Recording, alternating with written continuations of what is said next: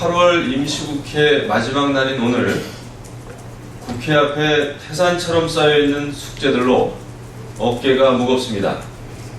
하지만 버릇처럼 반복되어 온 새정치민주연합의 고질병 때문에 마음은 더욱 무겁습니다. 오늘은 결산에 대한 심의 의결을 완료해야 하는 결산안 법정 처리 시한입니다.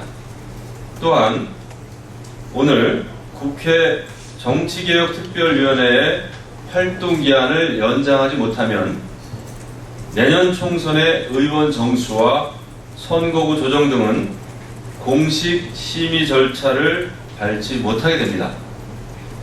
이기택 대법관 임명 동의안 처리 또한 오늘을 넘기게 되면 사법부 수장의 업무 공백은 불가피해집니다. 그러나 새정치민주연합은 딴 나라 국회의원인 듯 떼쓰기 파업으로 일관하고 있습니다. 야당은 정기국회, 임시국회 때마다 국정원 댓글, 세월호 특별법, 국정원 해킹 프로그램 등의 이슈를 들고 나왔습니다.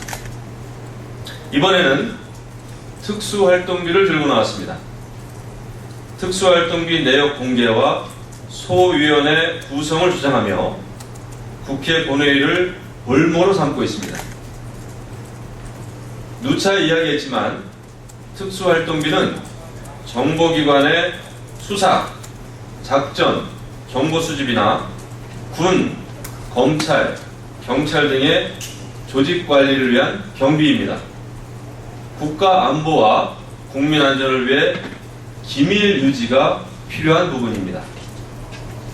야당은 고장난 녹음기처럼 때만 되면 국정원을 문제 삼고 있습니다. 국민들은 이러한 야당의 행태에 실망감이 클 것입니다. 무엇보다 가장 의문이 드는 것은 새정치민주연합이 왜 지금 그것도 가장 민감한 특수활동비 공개 카드를 꺼내 들었나 하는 점입니다. 한명숙 전 총리의 실형 선고를 부정하면서 부패 정치인을 감싸던 야당, 국정원 해킹 의혹을 제기했다가 모든 것이 사실이 아닌 것으로 밝혀져 민망해진 야당, 혹시 이 국면을 타개하기 위한 궁여지책이 아니었을까 하는 그런 강한 의혹이 듭니다. 남북이 대치하고 있는 상황에서 안보 관련 기관의 특수활동비 공개를 주장하는 것은 국가기관을 폐지하자는 것이나 다름없습니다. 다만 정치권의 특수활동비 제도 개선을 위해서라면 야당은 먼저 국회 기능을 정상화시키는 것에서 출발해야 할 것입니다. 3살 버릇 80까지 간다는 우리 속담이 있습니다. 야당에게는 임시국회, 정기국회 가리지 않고 연계 작전으로 국회를 마비시키는 나쁜 버릇이 있습니다. 한번 몸에 밴 습관은 고치기 힘들다고 했습니다.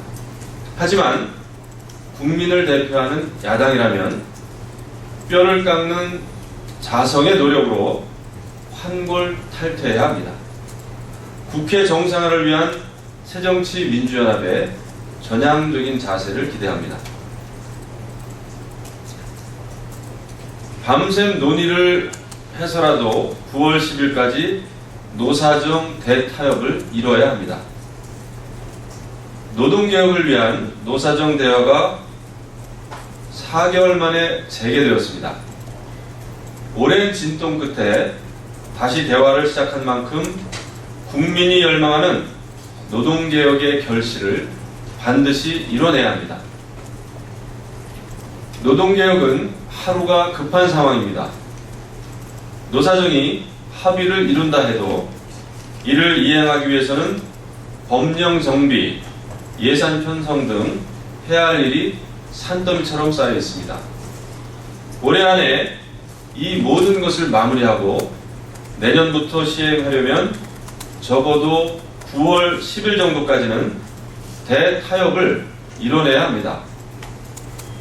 한가롭게 밀당을 즐길 여유도 또 삽바 싸움을 하느라 힘 뺄 시간도 없습니다. 노동개혁의 논의는 이미 작년 9월부터 시작되었습니다. 금년만 해도 100여 차례 밀도 있는 대화를 통해 대부분의 쟁점은 의견이 많이 좁혀진 상태입니다. 조금만 더 협상의 고삐를 당긴다면 충분히 합의에 이를 수 있습니다. 새누리당은 당의 명운을 걸고 노동개혁 완수를 위해 노력하겠습니다. 노동개혁으로 대한민국 경제의 제2 도약을 이뤄내는 데 앞장설 것을 국민들께 다시 한번 약속드립니다.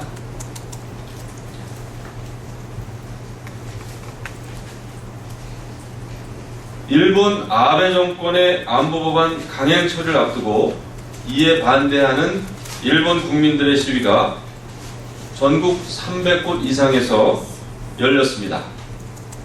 특히 일본 국회의사당 주변에서도 4개 야당의 대표들이 참여한 대규모 시위까지 열린 상황입니다. 안보법안에 대한 아베 정권의 지나친 집착이 국제사회는 물론 일본 국민들까지 불안하게 만들고 있습니다. 올해는 우리에게는 광복 70주년이지만 일본에게는 패전 70주년입니다. 참혹했던 전쟁의 기억은 피해자였던 국가의 국민들은 물론이고 가해자였던 국가의 국민들에게도 아픈 기억으로 남아 있습니다. 더욱이 아베 정권은 과거사에 대해 제대로 된 반성의 모습을 다시 읽겠습니다.